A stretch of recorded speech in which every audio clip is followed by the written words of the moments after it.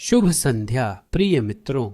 मुझे आपको हमारे साप्ताहिक टेली यूट्यूब एल्मनैक की एक और कड़ी में स्वागत करते हुए खुशी हो रही है, जो स्मृति, मस्तिष्क, कार्य क्षमता में सुधार, रक्त प्रवाह और उन सभी चीजों के विकास को समर्पित होगी जिन्हें आप बहुत पसंद करते हैं। चलिए यूट्यूब स्क्रीन के सामने आराम से बैठते हैं। जो लोग खा रहे हैं उन्हें शुभ भोजन और हम शुरू करते हैं। तो दोस्तों, खोपड़ी की हड्डियां शुरू करने के लिए एक कहानी सुनिए। एक बार यह घटना मॉस्को शहर में हुई थी। CKKPSS के अध्यक्ष की बेटी, या खैर किसी पार्टी की, सीधे सबसे शक्तिशाली, सबसे प्रमुख नहीं, हाँ मतलब किसी की, संक्षेप में समझ गए। कुल मिलाकर बेटी, उसे ल्यूडमिला कहें, वह एक बार बस वसंत में सड़क पर चल रही थी, दुकान जा रही थी, मान लें मैग्नेट, और फिसल गई, गिर गई, सिर को चोट पहुंची, होश नहीं खोया। आंखें खोलने पर कुछ नहीं दिखता, बस अंधेरा ही नजर आता है। और उसका इलाज शुरू करते हैं। जो कर सकते हैं सब करते हैं। मैग्नेटिक रेजोनेंस नहीं, इमेजिंग, टायर MRI नहीं, वो सभी जांच जो 70 के दशक में थी। 70 के दशक में जब MRI नहीं था, सब कुछ किया, सभी जांच की, सब कुछ माइक्रोस्कोप के तहत किया, कुछ नहीं मिला। सब कुछ आदर्श है, कोई चोट नहीं, कोई सिर की चोट नहीं, कोई आंख की चोट नहीं, सब कुछ आदर्श रूप से देखना चाहिए। पुतली प्रकाश पर प्रतिक्रिया करती है लेकिन कुछ नहीं देखती। क्या करें? सबने इलाज किया, पूरी दुनिया में सभी वैज्ञानिकों ने, और सिविल संस्थान में मस्तिष्क, आंख, हाथ, पैर, सब कुछ जांचा। और Moscow, Saint Petersburg, New York, London, New Delhi, Africa, सभी संस्थानों में गए, कुछ भी मदद नहीं करता। क्या करें? और इस कहानी का अंत में है। अंत तक देखने वाले को सब पता चल जाएगा। जैसा कि ध्यात है, हमारा मस्तिष्क हमारे खोपड़ी के अंदर स्थित है और सीधे।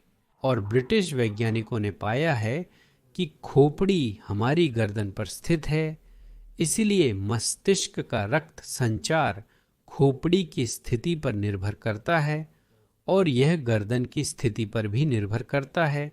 हमने इसके बारे में कई एपिसोड समर्पित किए हैं, लेकिन अब हम आपके साथ सीधे खोपड़ी के बारे में बात करेंगे, जिससे हमने आपके साथ ध्यान नहीं दिया है। खोपड़ी एक ठोस हड्डी नहीं है, यह सभी को पता नहीं है।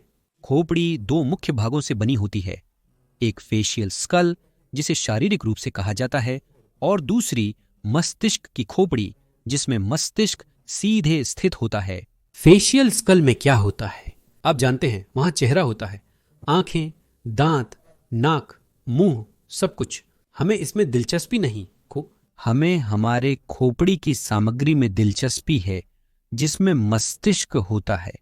और दोस्तों, यह एक ही हड्डी से नहीं बना है, बल्कि यह लेगो कंस्ट्रक्टर की तरह है। देखिए, पीछे की हड्डी, पार्श्व हड्डियां, दो पार्श्व हड्डियां, माथे की हड्डी जो एक होती है लेकिन प्रारंभिक उम्र में दो होती हैं, यहां तक कि 4 भी हो सकती हैं जो एक में मिल जाती हैं। इनके बीच कोई जोड़ भी नहीं रहता, यह टुकड़ों से बनी होती है। हम अभी बात कर रहे हैं कि हमारे मस्तिष्कीय हिस्से को यह खोपड़ी बनाती है। हमें चेहरे की हड्डियों में दिलचस्पी है, अभी हम इसे नहीं छू रहे हैं। यहां भी अपनी हड्डियां होती हैं, हम यहां अभी ध्यान नहीं दे रहे हैं।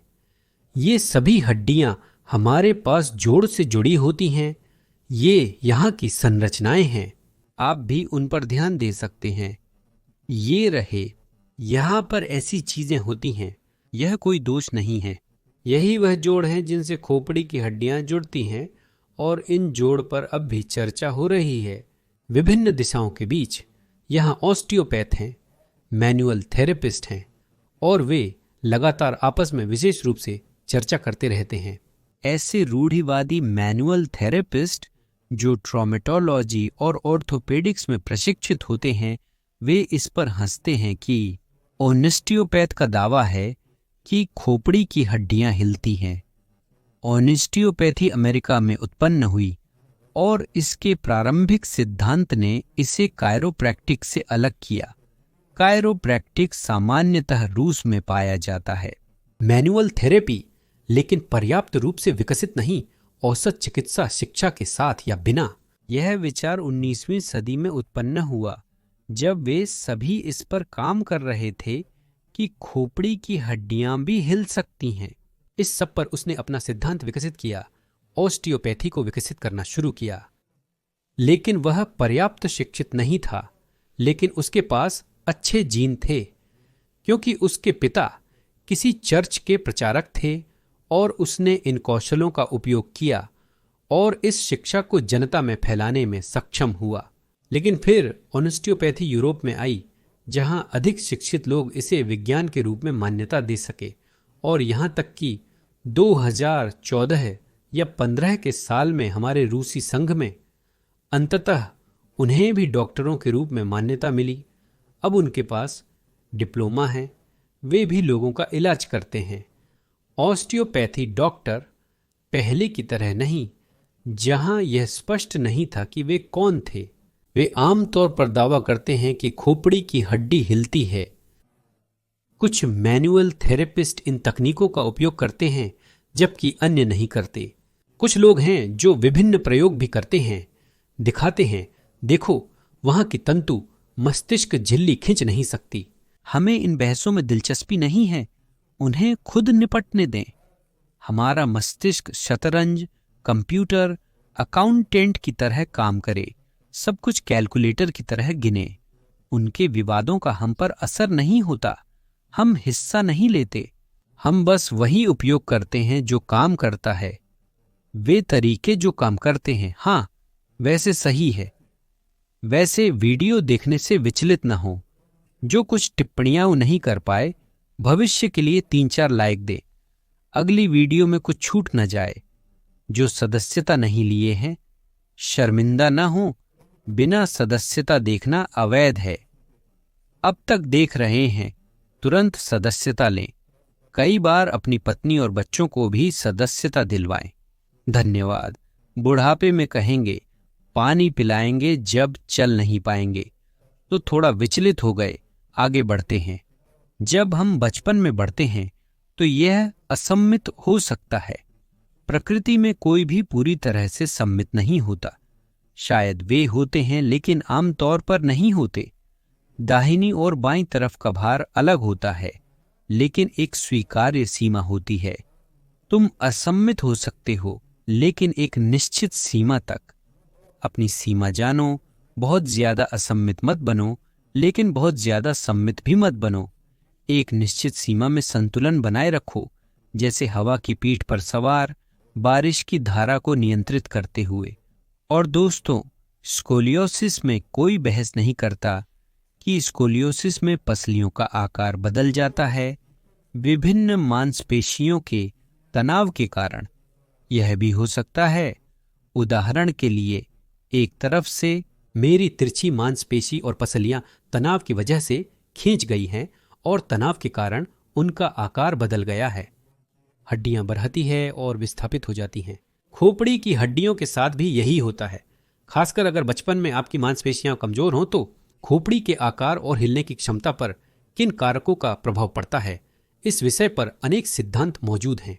लेकिन अधिक वास्तविक, कम काल्पनिक, अधिक वास्तविकता यह है कि मांसपेशियां खोपड़ी की स्थिति, खोपड़ी के आकार और सुपरोनर्बिटल रिज के तनाव पर प्रभाव डालेंगी, क्योंकि सुपरोनर्बिटल रिज का तनाव अलग अलग बाईं ओर, यहां तक कि एक विषम हड्डी का बढ़ाव भी बना सकता है।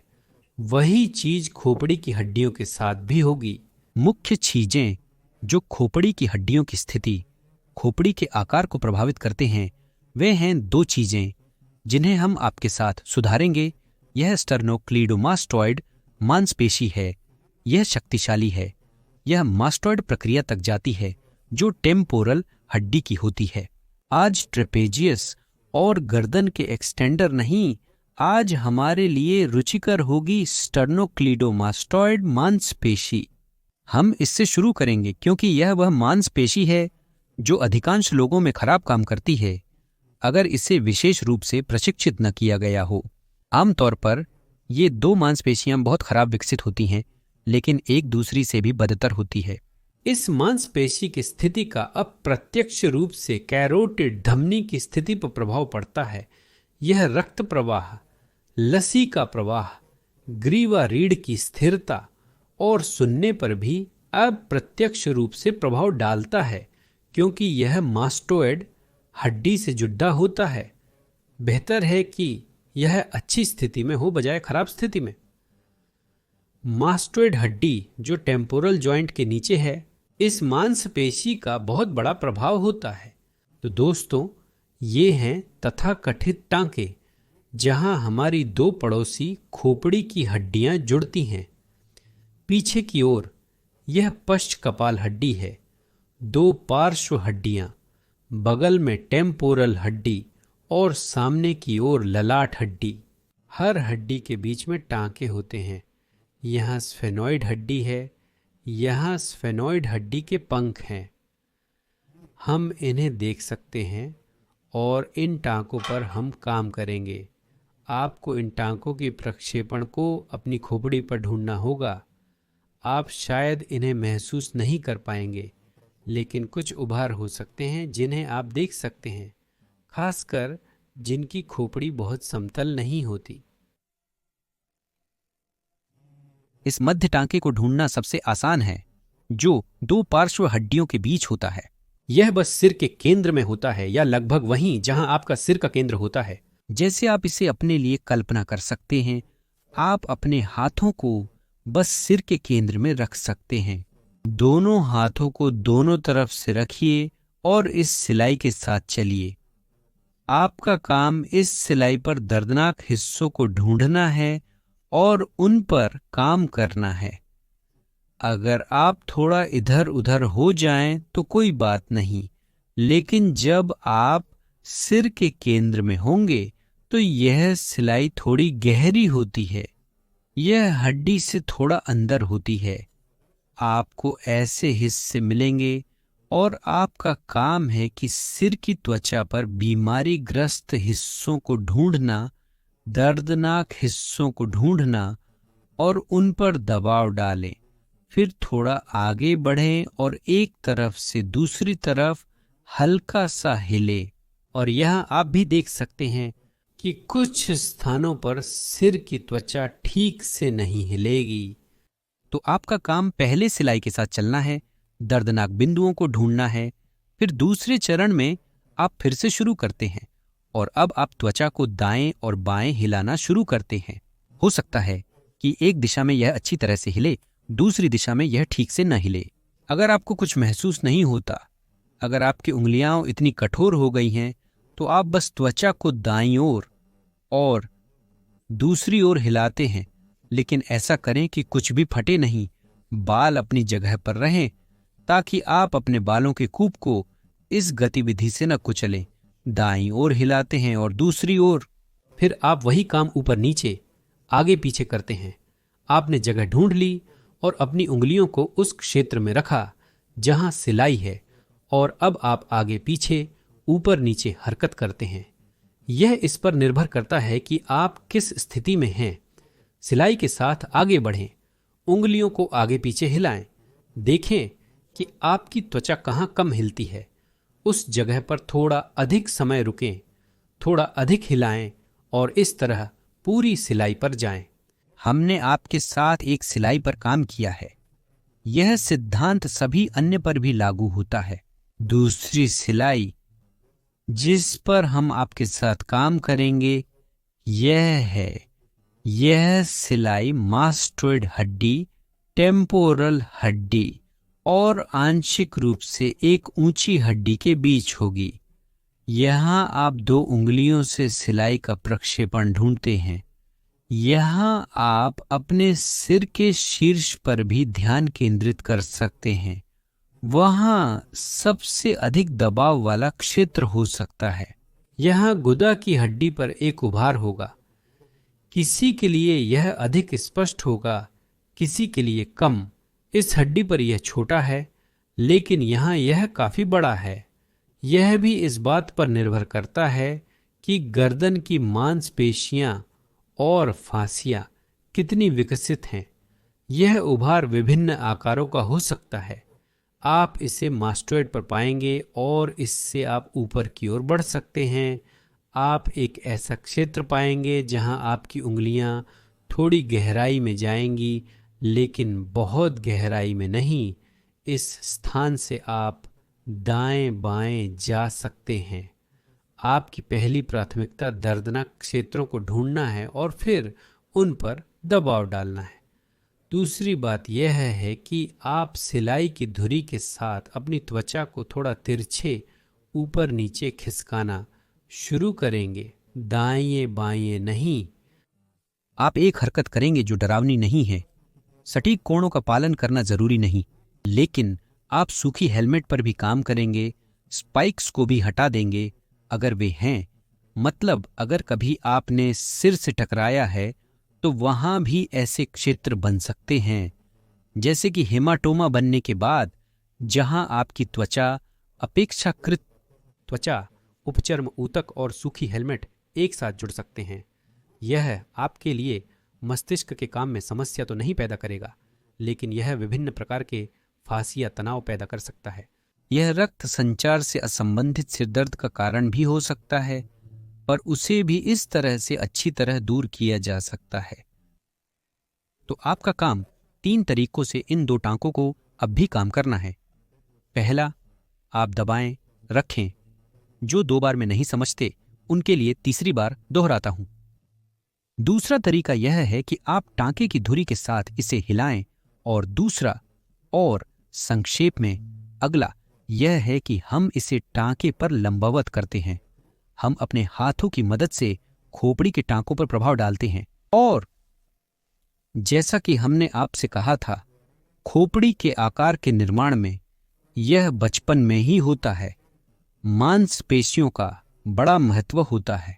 और खोपड़ी के आकार से यह कहा जा सकता है कि व्यक्ति के बढ़ते समय कौन सी मांसपेशियां काम नहीं कर रही थीं और कौन सी मांसपेशियां अधिक भार उठा रही थीं। इस प्रकार यदि बचपन बीत चुका है तो चिंता की कोई बात नहीं है। मांसपेशियां आमतौर पर वैसे ही रहती हैं जैसे वे बचपन में थीं, बहुत अच्छी नहीं। खैर, संक्षेप में कहें तो महत्व समझ में आ गया। अब करते हैं। देखिए, हरकत ऐसी होगी। उन लोगों के लिए जिनका सिर इस मांसपेशी के लिए बहुत भारी है, यह व्यायाम का पहला विकल्प है। आप अपनी पीठ के बल लेटते हैं, सिर को घुमाते हैं, उदाहरण के लिए बाईं ओर, है ना? लेकिन पूरी तरह से नहीं घुमाते, लगभग 45 डिग्री पर। इस स्थिति से आप सिर उठाना और नीचे करना शुरू करते हैं। अगर आपको मुश्किल हो तो आप सिर को पूरी तरह से नीचे कर देते हैं। अगर ज्यादा मुश्किल नहीं है तो आप सिर को पूरी तरह से नीचे नहीं करते। और यहां आप इस हरकत को थकने तक करते हैं। पहली बार में आप 15 बार कर सकते हैं, शायद 20 बार। दूसरी बार में थोड़ा कम होगा। फिर सिर को घुमाएं, वही दूसरी तरफ। यह उन लोगों के लिए है जिनकी मांसपेशियां बहुत कमजोर हैं। इस तरह सिर उठाना अनुचित है, क्योंकि अक्सर वे अलग अलग होते हैं। दाएं बाएं, जिनकी मांसपेशियां इतनी कमजोर नहीं हैं कि सिर का वजन सहन कर सकें, या कुछ समय बाद जब आप इस विकल्प को कर चुके हों, आप इसे कठिन बना सकते हैं। देखिए, इस हरकत में आप इस तरह हाथ रखते हैं, लेकिन हाथ से सिर पर दबाव नहीं डालते। आपने अपना हाथ कान के आगे माथे पर रखा और आप अपनी कोहनी की दिशा में हरकत करेंगे। यह वह व्यायाम नहीं है जो आपको क्लिनिक में पर्चियों पर दिया जाता है। यहां दबाएं, वहां दबाएं, यहां दबाएं। यह एक अलग व्यायाम है, बिल्कुल अलग। हाथ रखना, दबाव नहीं, बस आपके पास रहेगा। यहां आपके हाथ का वजन पर्याप्त होगा। सिर घुमाया, हाथ रखा और दबाव की दिशा कोहनी की ओर होगी। और इसे बिना हाथ के करना कठिन होगा, क्योंकि यहां आपके पास न केवल ऊपर की ओर बल्कि विपरीत दिशा में भी भार होगा, और इस प्रकार आप भी गतिविधि करेंगे। तो मूल रूप से आप इसे थकने तक कर सकते हैं। एक तरफ से और दूसरी तरफ से इस प्रकार आप पेक्टोरल क्लेविकुलर स्कैपुला मांसपेशी का व्यायाम करते हैं। व्यायाम की गति भी काफी तेज है। यानी धीरे धीरे इस व्यायाम को करने की जरूरत नहीं है इस व्यायाम में, क्योंकि मुख्य उद्देश्य इस मांसपेशी को रक्त से भरना है ताकि वह अंततः वहां पहुंच सके, क्योंकि वास्तविक जीवन में उसे कोई भार नहीं मिलता। इस प्रकार ऐसे व्यायामों से हम आपके साथ अपने मस्तिष्क की पुनर्प्राप्ति शुरू करते हैं। तो दोस्तों, मैं उन लोगों को बधाई देता हूं जिन्होंने अंत तक देखा और कहानी का जारी हिस्सा सुना। यह हमारे खोपड़ी की हड्डियों से जुड़ी है ना? क्या करना है?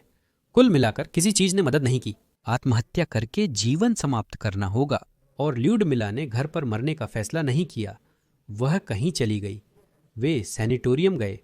सैनिटोरियम नहीं, उनके पास एक और इलाज था। कुछ भी समझ में नहीं आया। वहां प्रोफेसरों ने इकट्ठा किया। नहीं जानते क्या करना है, हम नहीं जानते। कुल मिलाकर वे कहते हैं, लेकिन वह सोचती है कि इस जीवन को समाप्त करेंगे, अगले जीवन में देखूंगी। और वह खिड़की से बाहर निकलती है, खोलती है और कुल मिलाकर आगे गिर जाती है। लेकिन उसने ध्यान नहीं दिया कि वहां अभी भी बालकनी थी। और वह सीधे चेहरे के साथ ऐसे धड़ाम, ऐसे टकराई, ऐसे गिर गई, सीधी, क्षैतिज, फर्श पर सीधे नाक, ये सब तोड़ दिया। आंखें खोलती है, सब कुछ देखती है, दृष्टि एकदम सही, सैन्य सेवा के लिए पूरी तरह से फिट। क्या हुआ कोई कुछ समझ नहीं सका, लेकिन फिर निष्कर्ष निकाला कि जब उसने पीछे से टकराई तो उसके खोपड़ी की हड्डियों में कुछ हुआ, और जब दूसरी तरफ से टकराई तो फिर से खोपड़ी की हड्डियों में कुछ हुआ। यानी निष्कर्ष निकाला कि खोपड़ी के जोड़ों में कुछ संपीड़न हुआ और इसने अप्रत्यक्ष रूप से मस्तिष्क पर कुछ प्रभाव डाला। और जब दूसरी तरफ से उसने टकराई तो यह संपीड़न स्वतः ही ठीक हो गया। ऐसे चमत्कार होते हैं प्रिय मित्रों। तो दोस्तों, अभ्यास करें, खेल में भाग लें, माता पिता की मदद करें, लाइक करें, टिप्पणियां करें, भूलना मत। नई प्रस्तुतियों तक